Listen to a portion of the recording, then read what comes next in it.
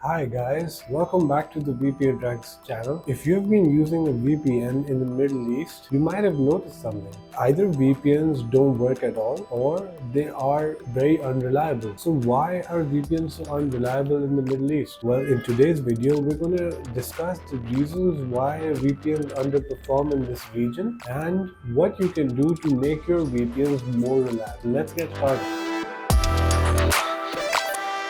Alright, so first things first. Many countries in the Middle East have been notorious for blocking VPNs.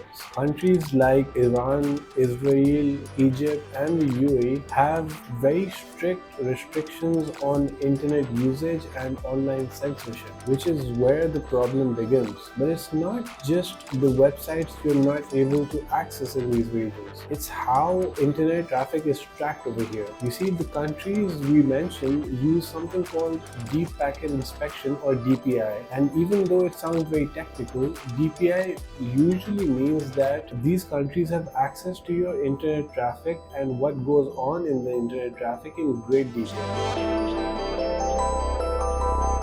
So here's the kicker. Common VPN protocols like OpenVPN, WireGuard, and IPsec are easily identifiable by these systems. So in other words, whenever you use one of these protocols, it's like waving a red flag in front of a bull. Or in other words, the government can easily track your traffic and quickly block it. So why are VPNs so unreliable in the Middle East? Well, in simple words, these regions have the most advanced technologies to block VPN traffic. If your VPN isn't disguised well enough, it will be blocked like this.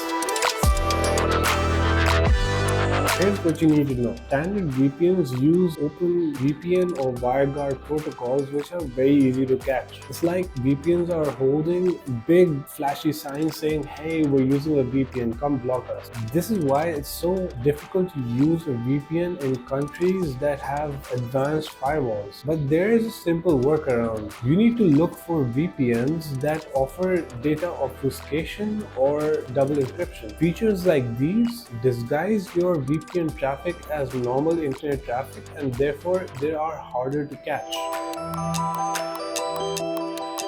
For example, if you use a VPN with obfuscation technology, it will disguise your VPN traffic as just normal internet data, which allows you to bypass the firewall and the strict regulations in your region and just access the internet normally. But here's the catch. With all of that extra obfuscation and double encryption, your internet speed is going to suffer. There's no way around this. So this is another reason why VPNs are so unreliable in the Middle East. Even though you're able to get through the firewall with features like obfuscation and double encryption, the speed will always suffer. And here's a hot tip for you. Avoid WireGuard, because when it comes to normal use, it's perfect.